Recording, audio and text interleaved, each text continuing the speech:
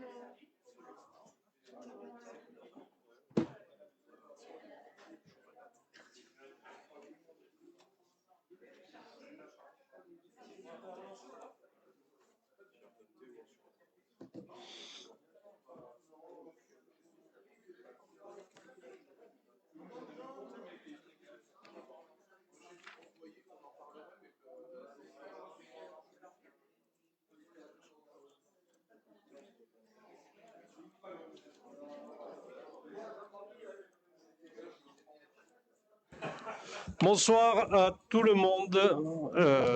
A priori, donc tout est bon au niveau de la technique. Je ne vais pas oublier l'appel. J'avais oublié l'appel l'autre jour. Kevin, c'est à toi.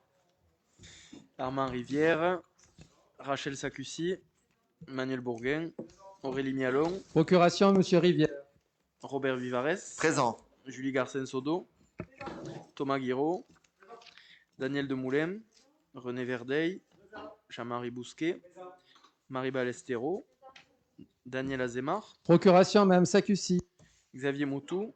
Cécile Dos Santos. Toi en retard. François Castillo. Katia Siet. Georges Lopez. Procuration à Monsieur Verdeil. Nadia Bentahar. Patrick Delbac. Procuration à Madame Siette, pardon. Nicole Vicente. Benoît Blanc. Anne Sutra de Germain. Gilbert Castignera. Marie-Hélène Chassagne. Absente aussi. Alain Vogel-Singer. Procuration à Monsieur Cos. Valérie Forme. Florent Cos. Et Annick Sadje. Merci. Comme de coutume maintenant, il faut désigner un secrétaire de séance. Je vous propose la candidature sans lui avoir demandé de Rachel Sacussi. Est-ce qu'il y a d'autres candidats? Est-ce que je le passe aux voix? Qui est pour? Qui est contre? Qui s'abstient? Je vous remercie. Donc l'ordre du jour essentiellement budgétaire aujourd'hui, puisque le premier point est le rapport d'orientation budgétaire. Vous me permettrez d'enlever le masque pour pouvoir suivre le PowerPoint en même temps, parce que sinon je n'arriverai pas à parler et à commenter ces orientations budgétaires. Donc bon, vous connaissez la règle qui veut que 2 mois avant le vote du budget, nos collectivités aient un débat d'orientation budgétaire qui est basé sur un rapport d'orientation budgétaire, puisque le nom a évolué au fil des années, et qui doit donc donner les orientations budgétaires de la collectivité pour l'année qui vient, l'état ou la gestion de la dette de la collectivité, et également dessiner une pluriannualité de ces projets et de ces investissements. Vous avez eu dans le rapport une partie sur la situation économique internationale, européenne et nationale, également des éléments issus de la loi de finances publique de l'année 2022, celle votée par le Parlement, avec un maintien de l'enveloppe au niveau national de la dotation globale de fonctionnement, avec la poursuite d'un soutien à l'investissement local via la DSIL qui est abondée exceptionnellement de 350 millions d'euros, avec le renforcement de la péréquation et la réforme des indicateurs financiers qui inclut désormais les droits de mutation à titre onéreux, avec une inflation qui, au moment de la loi de finances et de rédaction du rapport d'orientation budgétaire, était estimée ou attendue à 3-4%, avec une hausse des fluides gaz et électricité qui était aussi annoncée à hauteur de 20-25%, avec, sur le plan fiscal, la dernière étape de la suppression de la taxe d'habitation, sauf pour les résidences secondaires, avec aussi une évolution des bases fiscales décidées nationalement de 3,4%. C'était le cadre national fixé à ce budget, à savoir que lorsque nous avons établi nos orientations budgétaires, évidemment, la situation internationale n'était pas celle que nous connaissons depuis ces derniers jours et qu'il y aura certainement des impacts que nous ne pouvons pas mesurer aujourd'hui, économiques au moins sur le coût de l'énergie et autres qui pourraient être amenés à réviser notre budget en cours d'exercice. Qu'il y a aussi l'élection présidentielle qui peut changer certaines donnes sur la relation État-collectivité locale et nous ne pouvons pas forcément le mesurer à ce jour, mais il peut y avoir des décisions comme il y a eu par le passé du type pacte de Cahors ou autre qui, même s'ils ne ciblaient pas ou ne désignaient pas directement, concernaient pas les communes, peut par incidence avoir des retombées sur, positives ou négatives sur leur budget. Et il y a aussi peut-être des engagements pris par des candidats qui pourraient être élus par la suite, qui seraient à honorer par les collectivités à un moment ou à un autre. Mais ça, évidemment, nous ne pourrions pas l'inclure dans nos orientations budgétaires 2022. Mais ça reste toujours une année particulière, une année d'élection qui peut soit bouleverser, soit en tout cas changer certaines donnes, surtout que nous sommes dans dans une situation économique et géopolitique particulière. Pour ce qui est de la situation financière de la commune telle que elle a passé l'année 2021, ce ne sont toujours que des estimations puisque nous n'avons pas évidemment voté le compte administratif de la commune. Elle a eu une progression de ses recettes de fonctionnement sur l'année 2020-2021 de manière assez importante, certaines dues à la reprise économique. Il est vrai qu'en 2020, une partie peut-être en 2021 aussi, mais il avait fallu renoncer à certains droits de terrasse ou à certaines activités de la commune qui fait que des recettes n'étaient plus perçues. Donc elle a vu ses recettes de fonctionnement croître de manière assez conséquente et ses dépenses de fonctionnement également croître, mais plus lentement ou de manière moins forte que les recettes de fonctionnement, ce qui a pu donner une certaine bouffée d'oxygène dans l'année 2021 et ce qui a pu permettre aussi de soulager la partie investissement de la commune.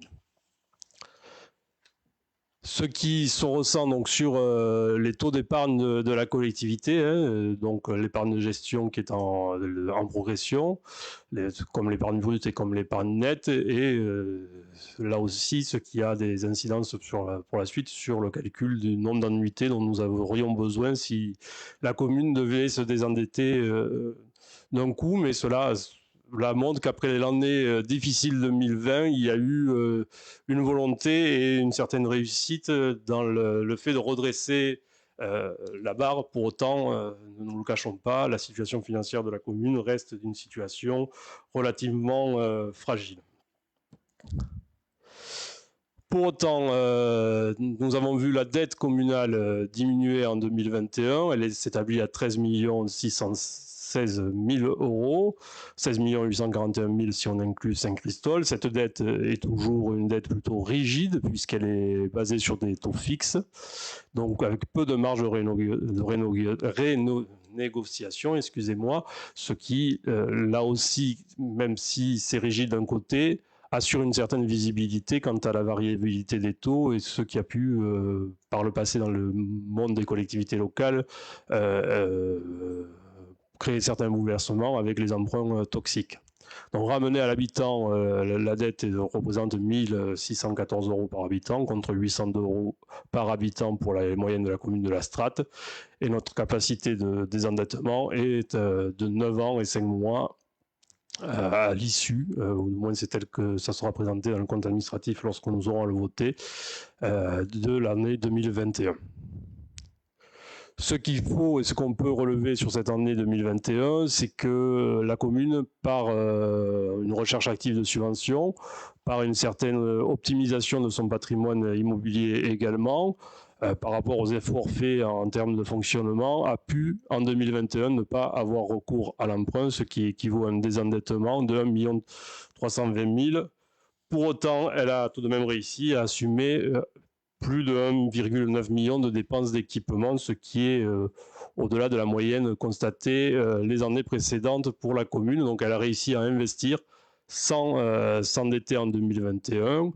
Cela ne sera pas forcément le cas toutes les années, mais cela permet aussi d'avoir une certaine bouffée d'air et aura des résultats ou des effets positifs en termes de fonctionnement dans les années futures. Cela laisse aussi, pourquoi pas pour l'avenir, une marge quant à un emprunt qui pourrait être plus significatif selon les chantiers que nous aurons à mener, mais nous savons que nous avons devant nous, nous le verrons sur les orientations budgétaires, la traversée urbaine de l'avenue Verdun, que ce n'est pas un petit chantier ni techniquement ni financièrement, donc il faut aussi pouvoir se garder des marges d'emprunt pour mener à bien cet investissement dans le futur. Donc les orientations budgétaires de l'année 2022, d'abord, nous les basons sur les mêmes lignes ou le même cadre que nous avions indiqué en début de mandat et au premier débat d'orientation budgétaire, c'est-à-dire une stabilité des taux de la fiscalité locale. Donc nous proposerons tout à l'heure de faire le choix de ne pas augmenter les impôts, de maîtriser les coûts de fonctionnement de notre collectivité pour toujours plus améliorer la capacité d'autofinancement afin de minimiser le recours à l'emprunt, d'un emprunt qui cette année ne dépasserait pas l'annuité de capital remboursée donc en 2022 pour là aussi préserver un taux d'endettement, sachant que nous sommes toujours à la recherche de subventions ou de partenariats qui pourraient permettre de financer davantage sans forcément avoir recours à l'emprunt selon les projets, d'affiner ou de poursuivre plus que de lancer un programme pluriannuel d'investissement pour favoriser justement la visibilité tant du travail des services que de nos partenaires autres collectivités locales dans la co-construction et dans le cofinancement de projets. Mais il est important qu'on arrive, et on a des marges d'amélioration, ne nous le cachons pas non plus dans ce domaine, à pouvoir avoir une visibilité à long terme de ce que nous voulons faire et de le phaser dans le temps. C'est le cas, pour en reprendre l'exemple de l'avenue de Verdun, nous savons qu'elle impactera plusieurs exercices budgétaires, mais c'est vrai que sur les grands chantiers, nous avons intérêt à utiliser ces mécanismes d'autorisation de programme, de crédit de paiement ou autres qui nous permettent aussi de ne pas faire supporter sur un seul budget certains investissements, alors que nous savons pertinemment que sur un seul budget, ils ne sont pas forcément réalisés. Et toujours, vous le savez, la recherche de financement extérieur, public et privé, dans le cadre à la fois des règlements des collectivités partenaires et à la fois de règlements nationaux quand c'est l'appel à des partenariats privés. Nous aurons à délibérer tout à l'heure sur le mécénat dont nous essuyons les plâtres sur l'année PESNAS 2022, mais sur lequel nous avons quand même des retours assez intéressants. Mais c'est quelque chose qu'il nous faut continuer à creuser, tout comme la possibilité, nous en avions pris contact et nous le ferons le moment venu, de la Fondation du patrimoine sur des projets patrimoniaux d'envergure importante, mais de mécanismes de souscription à travers des fondations. Il y a à la fois le public et vous le voyez à chaque conseil municipal presque, le passage de demande de subvention, mais il y a aussi des mécanismes du privé qui peuvent permettre de participer à des projets ou de porter des projets pour notre compte, et il ne faut jamais exclure aucune hypothèse pour pouvoir les réaliser. Dans la partie fonctionnement, si on pouvait la détailler ainsi, il y a quelques actions nouvelles. Bon, il y a l'action de PESNAS 2022 qui se ressent évidemment sur un impact budgétaire, pas uniquement d'ailleurs sur le budget théâtre, mais on le retrouve aussi sur le budget ressources humaines, sur le budget communication, et qu'on peut estimer aux alentours de 200 000 euros. Là aussi, ça nous a permis d'obtenir à la fois des subventions de nos partenaires naturels à la fois du mécénat, mais surtout, vous savez, l'objectif, il est que Pézenas puisse être le centre de quelque chose, et le centre, en tout cas, une capitale culturelle, une renommée culturelle sur l'année 2022, et qu'on puisse, à partir de là, favoriser une certaine mise en avant de la ville et de ses acteurs culturels. Je crois que les retombées médiatiques autour du 15 janvier et les 400 ans de Molière nous incitent à continuer dans cette tâche-là, puisque je ne sais pas si c'est au-delà de nos espérances, en tout cas conforme à certaines de nos espérances, la presse nationale est venue à Pézenas et parler de Pézenas assez régulièrement. Nous espérons que ça va continuer autour de l'anniversaire de Bobby Lapointe et des autres temps forts de l'année 2022, mais l'enjeu, il est toujours l'attractivité de la ville, la reconnaissance et la renommée de la ville, tout en favorisant une part importante de relance culturelle avec des artistes et des collectifs locaux qui sont mandatés pour cette année particulière. De relance économique aussi, parce que s'il y a du monde à Pézenas et si les gens fréquentent Pézenas, tant sur ces temps forts que sur des temps touristiques, par la suite, il y aura des retombées économiques importantes. Et je crois que à la sortie du Covid, comme aujourd'hui, même si nous ne pouvons pas prévoir ce qui va se passer dans les semaines à venir, comme nous ne pouvions pas prévoir ce qui se passe depuis 15 jours, il est important qu'on soit au soutien, même si ce n'est pas notre compétence première, du monde économique et du cœur commerçant de Pézenas. Mais aussi, je crois qu'il faut toujours le saluer, l'année Pézenas 2022, ce n'est pas que ou des partenaires extérieurs ou des artistes extérieurs, c'est aussi de forts temps de mobilisation de la population et d'investissement de la population sur les temps d'anniversaire, tant de Molière que de Bobby Lapointe. Ce sera le cas le 16 avril sur la journée Bobby Lapointe, ce sera le cas sur la reconstitution historique, c'est le cas avec les scolaires et avec des projets avec les scolaires. Et je crois que cet ensemble est cohérent et mérite que sur cette année, il y ait un effort assez conséquent qui soit fait. L'ouverture de la maison et de la justice et du droit qui a eu lieu en ce début janvier, outre les locaux qui sont mis à disposition, il y a aussi un personnel de la ville qui est mis à disposition, donc ça a une conséquence en termes de dépenses de fonctionnement, puisque c'était un agent qui était au service de l'état civil et qu'il nous faut donc remplacer dans son service. C'est la volonté de continuer à affecter un agent de surveillance de la voie publique aux questions d'incivilité et de protection de l'environnement, aux dépôts sauvages et autres, agent qui est beaucoup dans la prévention et dans la médiation actuellement. Il faudra peut-être qu'on insiste et qu'on passe à une partie sanction un peu plus importante.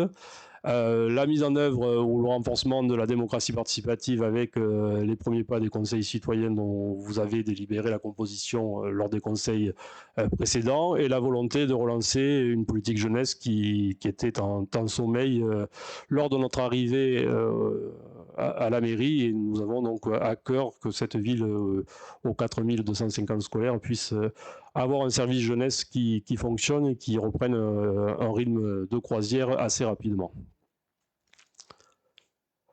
Donc sur les recettes de fonctionnement, elles seraient estimées à 12 218 000 euros. Vous le voyez, essentiellement issues des impôts et taxes, des dotations et participations, des produits et services des domaines, autres produits de gestion courante et d'atténuation de charges. Les dépenses réelles de fonctionnement, elles seraient estimées à 11 345 000 euros, avec 2,424 millions d'euros de charges à caractère général, 6,465 millions d'euros de charges de personnel, des charges de gestion courante à 1 935 000 euros et des charges financières à 460 000 euros. Pour ce qui est des projets et des volontés d'investissement pour l'année 2022, donc il y a, comme l'an passé, et notamment une étude qui n'a pas pu être réalisée l'an passé et qui va être sur ce budget-là et qui d'ailleurs dont le marché est en cours, et si je ne me trompe pas, c'est l'étude de définition urbaine pour ensuite aller vers une révision du plan local d'urbanisme, donc que nous estimons à 67 000 euros, à savoir, je crois que la région a voté une aide financière sur cette étude de 25 000 euros assez récemment. L'étude de préfiguration du pôle d'échange multimodal au fronton, donc 50 000 euros. Vous savez qu'on a été retenu sur l'appel à projet national pour lequel nous devons avoir débuté les travaux à l'horizon 2025. Donc il faut que les différentes études puissent avoir été réalisées avant. Une étude de réaménagement du parc des sports à 17 500, pour 17 500 euros. Là, c'est la volonté d'avoir une vision globale du nombre d'activités et de la vie du parc des sports, parce que beaucoup d'activités y ont été rajoutées au fil du temps, que ce soit des activités scolaires, associatives ou tout public, comme les city-stades ou les agrès de gym. Donc, il y a besoin de gagner en cohérence sur ce parc des sports avant d'attaquer certaines rénovations. On avait à un moment espéré avoir une étude sur un préau. Elle n'a pas pu être déclenchée, donc on préfère avoir une vision d'ensemble et de mise en cohérence de ce parc des sports pour pouvoir après partir sur des investissements un peu plus importants, sachant que l'arrivée de l'espace aquatique aura aussi une conséquence dans la vie de ce parc des sports, même s'il en est un peu en retrait, mais il est important de mettre en cohérence les différentes activités qui existent, d'y avoir une idée des investissements qu'il y a à faire, ne serait-ce que déjà en termes de rénovation d'équipements, parce qu'ils sont assez vieillissants pour ce qui est de la partie gymnase, et de projection dans l'avenir de travaux éventuels ou de réalisations nouvelles éventuelles, et également une réflexion sur la cohabitation des publics qui sont parfois évidemment des publics différents à des heures de la journée. Des études au niveau patrimoine qui sont la continuité pour la maison consulaire afin d'avoir un projet pour l'année 2023 et un budget réel de ce projet, une étude générale sur la collégiale, parce qu'on s'aperçoit qu'il y a certainement de nombreux travaux à faire sur la collégiale Saint-Jean, qui auraient la tentation d'en faire certains petit bout par petit bout, mais que là aussi, avoir une vue de ce qu'il faut faire avant d'attaquer ne serait-ce que les petits bouts, ça permettra de ne pas faire d'erreurs qui seraient préjudiciables pour l'avenir. Dans ces 50 000 euros aussi, il me semble qu'il y a certains travaux quand même d'urgence, tant pour ces deux éléments patrimoniaux de notre ville. Contribuer à notre centralité, on a des dépenses qui sont dans notre budget et qui ne sont pas forcément pour des équipements directement communaux ou portés par la commune. On l'avait eu en délibération au dernier conseil municipal, c'est la participation de la commune pour 10% du projet de piscine communautaire. Donc, sur 12 ans, ça fera environ 75 000 euros par an sur le budget. Avant 2020 avait été votée une participation à l'extension du centre de secours, donc de la caserne des pompiers. Là aussi, c'est 130 000 euros par an sur 2 exercices. Les travaux devraient attaquer en 2022, donc nous l'avons réinscrit cette année. Mieux accueillir, monsieur Servir, et mieux travailler. On a la volonté de poursuivre la réhabilitation du patrimoine communal, mais aussi de permettre la réorganisation de certains services communaux pour mieux accueillir le public, pour qu'ils travaillent mieux et pour qu'on gagne en fluidité d'information et en capacité de travail collégial. Donc il y a la poursuite de la réhabilitation de la maison du peuple, c'est-à-dire des étages, des bains-douches, pour y installer à terme l'école de musique. Nous l'espérons à l'automne prochain, ce qui voudra dire que la maison du peuple, sauf pour les dimanches d'élection, sera fermée à partir de la fin mai. Le départ ou le déménagement de l'école de musique dans ces nouveaux locaux nous permettra de récupérer une aile de la mairie du bâtiment de la Cour des Vors et d'y installer ou d'y faire venir les services techniques, donc c'est-à-dire le pôle urbanisme de la ville, pour qu'ils soient dans la cité administrative. La réhabilitation du 10 rue Massillon pour y installer les nouveaux locaux du CCAS, donc qui sera sur le budget CCAS, mais qui fait quand même partie d'un projet relativement important pour l'année qui vient et qui permettra aussi de repenser l'accueil et le service état civil de la mairie, puisqu'à ce moment, ils partagent les locaux CCAS, état civil et accueil, ce qui n'est pas toujours facile, tant pour les conditions de travail que pour la confidentialité que l'on doit aux usagers.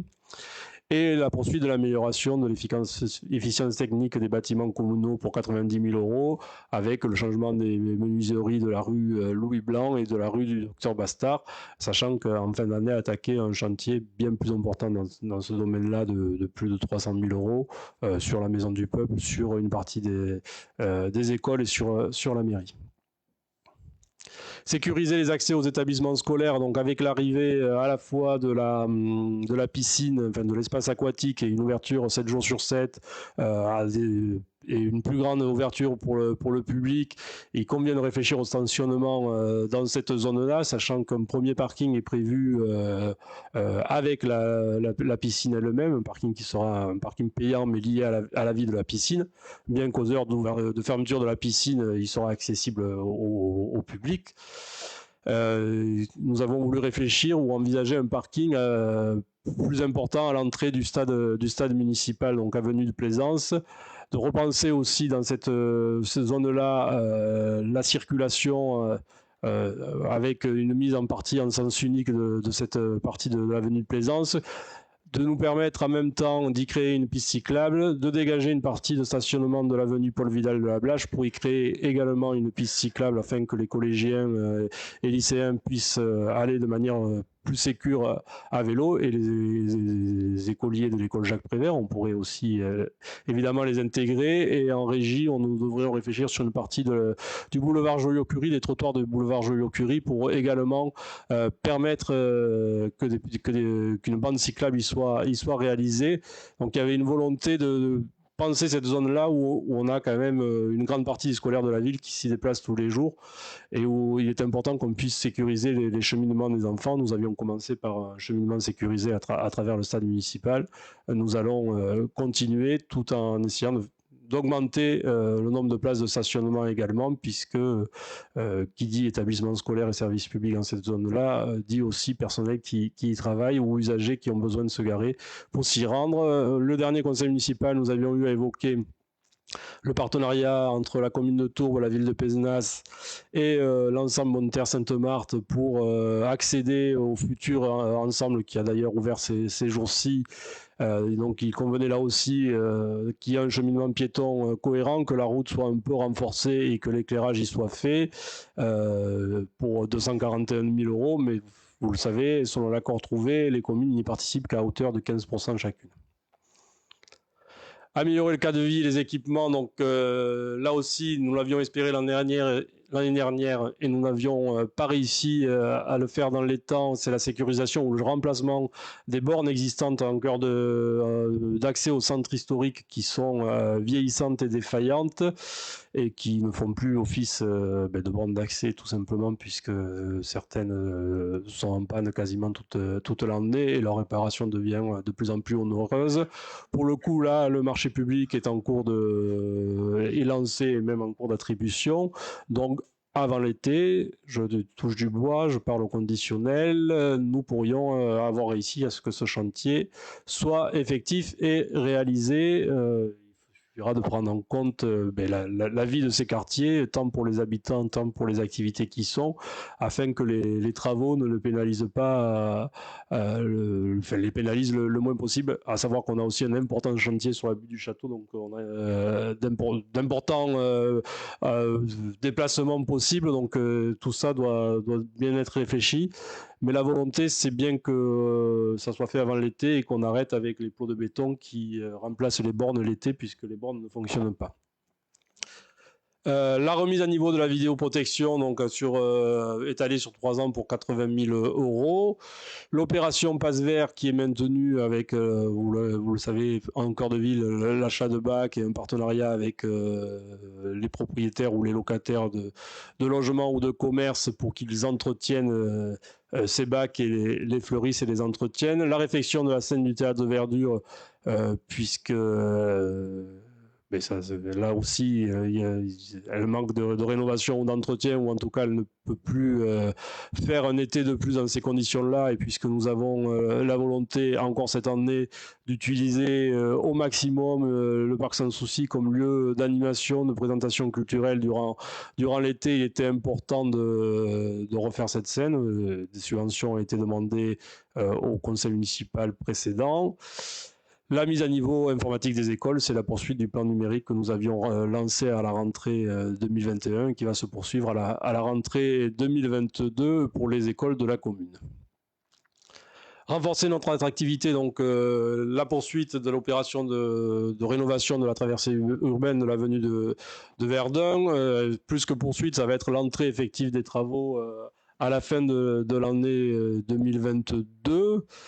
C'est pour ça que pour l'instant, le budget est pas, est pas à hauteur de ce que sera la dépense réelle une fois que le budget sera terminé. C'est un chantier donc, qui devrait débuter fin 2022, se poursuivre toute l'année 2023 et une partie de l'année 2024. Une aire de service de camping-car au Camp Hôtel est prise en compte par le budget Camp Hôtel, et l'accueil d'une antenne de l'IMARA, qui est un institut de formation en métier d'art situé à Revel, qui ouvrirait une antenne à Pézenas. Là aussi, elle devrait ouvrir courant 2023, mais il y aura certainement à équiper des locaux à la fin de l'année 2022 pour qu'ils puissent démarrer en bonnes conditions au premier trimestre ou semestre 2023. Mais pour avoir vu fonctionner, ou en tout cas pour m'être rendu à Revel avec certains élus de Pézenas, je crois que c'est une chance de pouvoir accueillir des sessions de formation à Pézenas dans ce domaine-là, et de pouvoir ainsi à la fois renforcer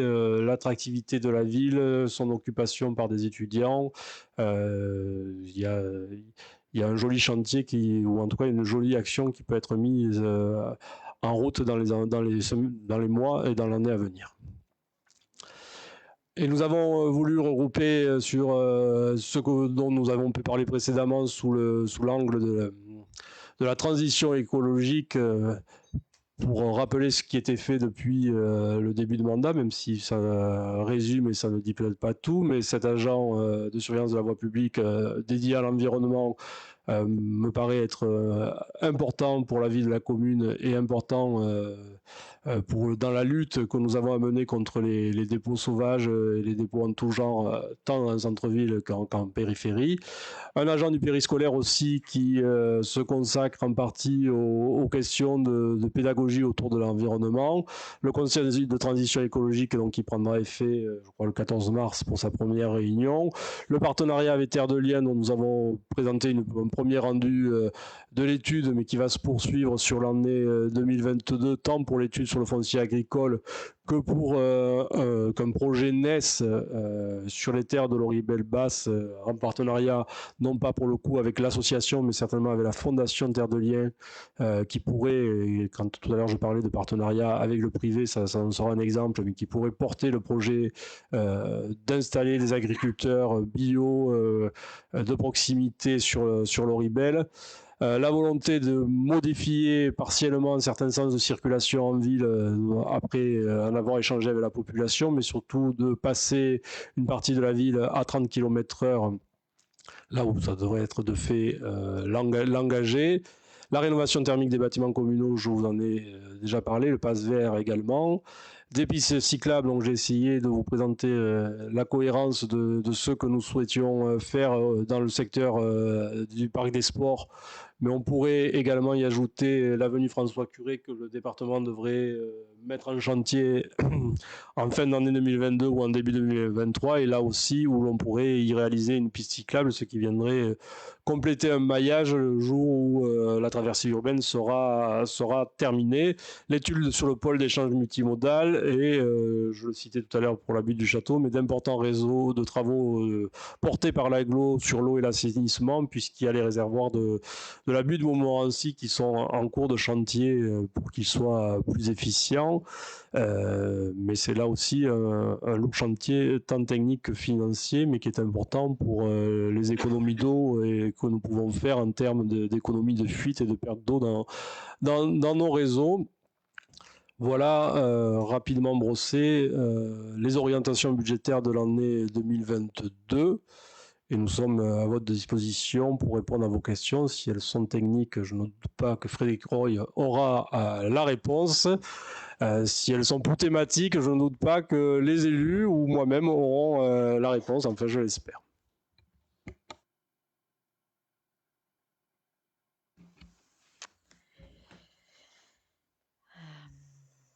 Tout d'abord, on voulait remercier les services pour le soin apporté à la conception et à la rédaction de ce rapport. Toutefois, les lignes de force de l'action de la municipalité ne nous apparaissent pas clairement à ce jour. La municipalité a fait aboutir des projets conçus ou engagés lors du mandat précédent, pistes d'athlétisme, pistes piscine intercommunale, aménagement distillerie coopérative, rocade, antenne maison de la justice et du droit, aire de jeu, actions culturelles, etc. Elle poursuit en 2022 des projets pensés hier. Quelle inflexion donner à ce jour avec le changement d'équipe municipale? Pour aller vers où? À ce stade d'information, nous nous abstiendrons dans l'attente de la proposition de budget au prochain conseil. Merci. Merci. Effectivement, pour la piste d'athlétisme, le chantier était engagé, donc on n'allait pas arrêter un chantier en cours. Par contre, si nous n'avions pas été élus, nous faisions la piste, mais pas les sautoirs. Donc je trouve que notre élection a certainement apporté quelque chose à cette piste d'athlétisme. Pour la piscine intercommunale, c'est un chantier porté par l'aglo, donc je n'irai pas essayer d'avoir la notoriété de la réalisation. Pour autant, on n'en est qu'à la négociation de la convention de financement. Donc certainement, les annonces étaient faites, mais le travail de fond, lui, était loin d'être fait, comme sur de nombreux dossiers. L'aire de jeu, si nous parlons de celle qui a été réalisée aux HLM de Rougeant, là, pour le coup, je crois qu'elle est intégralement due à notre équipe. D'autant que nous avons pour le projet, vous le savez, d'ouvrir une aire de jeu par an ou un espace de loisirs à la destination de la jeunesse par an.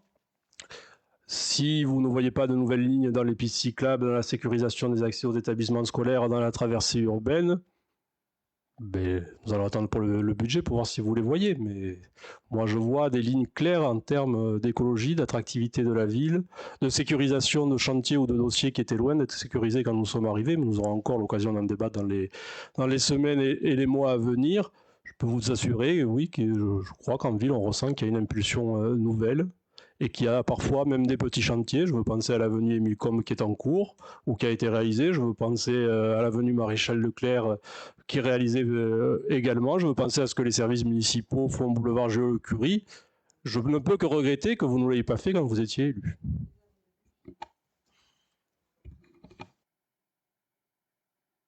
Est-ce qu'il y a d'autres questions ou remarques sur le rapport d'orientation budgétaire? Donc je le passe aux voix. Qui est pour? Qui s'abstient, donc 5, et qui est contre, personne. Je vous propose donc de passer à la question suivante, qui est les taux de la fiscalité locale. Donc, comme dit dans le rapport d'orientation budgétaire, je vous propose de ne pas les augmenter. Est-ce qu'il y a des questions particulières? Je peux passer aux voix, donc, qui est pour? Qui est contre? Qui s'abstiennent, donc unanimité, je vous remercie. Et je passe la parole à Jean-Marie Bosquet pour la mise à l'étude du projet de création d'une section bilingue occitan. Merci Monsieur le maire, bonsoir à toutes et à tous. Monsieur le maire informe le conseil municipal que la région Occitanie a pris contact avec la commune pour lui proposer la mise en place d'un programme de développement de l'enseignement de l'occitan dans les établissements scolaires de la ville. Il est proposé au conseil municipal de solliciter officiellement auprès des services de l'éducation nationale, de l'Hérault, l'engagement d'une étude de possibilité d'une mise en place éventuelle d'une section bilingue français-occitan dans tout le cursus scolaire des établissements de Pézenas, du primaire au secondaire. Est-ce qu'il y a des questions particulières sur ce point-là? Non? Donc je vous propose de le passer aux voix. Qui est pour? Qui est contre? Qui s'abstient? Je vous remercie pour l'unanimité et je passe la parole à Robert Vivarès pour la convention de mécénat sur Pézenas 2022. Merci Monsieur le maire, bonsoir à toutes et à tous. Donc il est rappelé au Conseil que celui-ci a validé le 18 mai 2021 le principe du mécénat pour les événements et projets de la commune. Dans la suite de cette délibération, il est proposé au Conseil de valider un modèle de convention à passer avec les mécènes en numéraire, en nature et en compétences. En annexe de cette convention, une charte éthique est également proposée. Il est précisé que l'article 5.3 du modèle de convention prévoit que, selon les opérations et les montants en jeu, des mécènes puissent bénéficier d'une exclusivité partielle. Il est précisé au Conseil que le premier événement pour lequel une action de mécénat est lancée est Pézenas 2022. Le Conseil sera saisi des demandes d'ouverture au mécénat pour des opérations choisies. Un compte-rendu des conventions fera l'objet a posteriori sous forme de tableau d'une information au Conseil. Il est demandé au Conseil d'approuver le modèle et d'autoriser le maire à signer les conventions dans le cadre de Pézenas 2022. Est-ce qu'il y a des questions particulières sur ce point-là? Non, je passe aux voix. Qui est pour? Qui est contre? Qui s'abstient? Je remercie pour l'unanimité. Je passe la parole à Benoît Blanc pour les contrats d'assurance des risques statutaires, mandat donné au centre de gestion pour une mise en concurrence. Merci Monsieur le maire, bonsoir à tous. Il est exposé au Conseil que depuis plusieurs années, la commune bénéficie d'un contrat de groupe avec le CDG 34 pour les risques statutaires de ses agents. Les prestations ont donné satisfaction. Il est rappelé au Conseil l'opportunité pour la collectivité de pouvoir souscrire à un ou plusieurs contrats d'assurance statutaires garantissant une partie des frais laissés à sa charge en vertu de l'application des textes régissant le statut de ses agents. L'opportunité de confier au centre de gestion de la fonction publique territoriale de l'Hérault le soin d'organiser une procédure de mise en concurrence permettant d'atteindre une économie d'échelle quant à la facturation. Que le CDG 34 peut souscrire un tel contrat pour son compte si les conditions obtenues donnent satisfaction à la collectivité. Il est donc proposé au conseil municipal que la collectivité charge le centre de gestion de la fonction publique territoriale de l'Hérault de lancer une procédure de marché public en vue le cas échéant de souscrire pour son compte des conventions d'assurance auprès d'une entreprise d'assurance agréée. Cette démarche peut être entreprise par plusieurs collectivités locales intéressées. Ces conventions devront couvrir tout ou partie des risques suivants. Pour les agents affiliés à la CNRACL, le décès, l'accident de travail, la maladie professionnelle, la maladie ordinaire, longue maladie, maladie longue durée, maternité, paternité, adoption, disponibilité d'office, invalidité. Pour les agents non affiliés à la CNRACL, les accidents de travail, maladie professionnelle, maladie grave, maternité, paternité, adoption et maladie ordinaire. Ces conventions devront également avoir les caractéristiques suivantes. Pour une durée de 3 ans avec un effet à compter du 1er janvier 2023 sous le régime de la capitalisation. La décision éventuelle d'adhérer aux conventions proposées fera l'objet d'une délibération ultérieure. Est-ce qu'il y a des questions particulières? Je vous passe la convention aux voix, enfin le contrat, l'accord pour souscrire auprès du centre de gestion pour une mise en concurrence aux voix. Qui est pour? Qui est contre? Qui s'abstient? Je vous remercie pour l'unanimité. Il faut dénommer une voie dans le quartier des pompiers, celle qui desservira le lotissement le Clos des Liantes. Et vous savez, ce quartier a plusieurs noms de rues liés à des sportifs pissénois, Louis Vacassi, Georges Fressinet, Hippolyte Annex, merci Nicole, Jess Alran. Il vous est donc proposé de pouvoir nommer cette rue du nom de Nello Righetti, qui fut un joueur international de tambourin, un joueur international italien, mais installé à Pézenas, où il a continué sa vie et construit sa famille. Et on vous propose ce nom-là pour continuer la cohérence de ce quartier-là. Est-ce qu'il y a des questions particulières? Je passe aux voix. Qui est pour? Qui est contre? Qui s'abstient? Je vous remercie pour l'unanimité. Vous avez reçu le tableau des décisions. Je ne sais pas s'il appelle des observations de votre part. Dans les questions diverses, je crois que M. Verdeil avait la réponse à la question posée par Mme Sadje au dernier conseil municipal. Merci, monsieur le maire. Donc, lors de la dernière réunion du conseil municipal, Mme Sadje nous a interrogé sur la porte qui devait être installée. C'est un sujet que personnellement j'ai découvert. Dès le lendemain matin, j'ai adressé un mail à monsieur Théron à l'Aglo, qui est le chef du service ingénierie aquatique et risque, qui m'a répondu quelque temps après. Et donc, je vais rendre compte de la réponse et de la situation à aujourd'hui de ce problème-là. Une délibération du conseil municipal de la ville de Pézenas du 16 décembre 2010 indiquait qu'une porte Batardeau à une cote de 18,20 mètres au niveau de la rive droite de Payne, quai de Payne, entre les deux maisons, devait être posée et que sa pose et sa gestion ultérieure seraient assurées par la ville de Pézenas.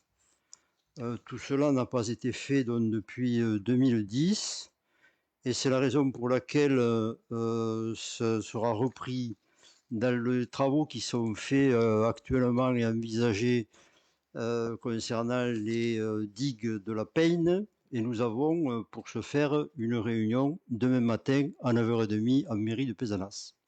Voilà la réponse que je peux apporter à ce jour. Merci. Est-ce qu'il y a d'autres questions? Non. Juste pour vous rappeler que samedi à 17h, il y aura un rassemblement dans la cour de la mairie pour la paix en Ukraine. Aujourd'hui est parti depuis la mairie le camion rempli de dons faits par la population pissennoise et des environs. Je remercie la population et les élus qui se sont investis pendant ces quelques jours pour recevoir des dons. Nous verrons s'il faut 40 mètres cubes, me dit Manuel Bourguin, s'il faut le reconduire et quels sont les besoins dans les jours et les semaines à venir. Débutera le 12 mars aussi jusqu'au 19 une semaine de commémoration autour des accords d'Évian. C'est la volonté que nous avions et que nous avons toujours de pouvoir commémorer les dates historiques, pas uniquement par des rassemblements, par des cérémonies commémoratives classiques. Et le 17 mars à 18h30 dans cette même salle, une réunion de concertation sur le projet Saint-Christol, mais les élus auront rendez-vous avant cela le 14 mars pour en discuter. Je vous souhaite une bonne soirée.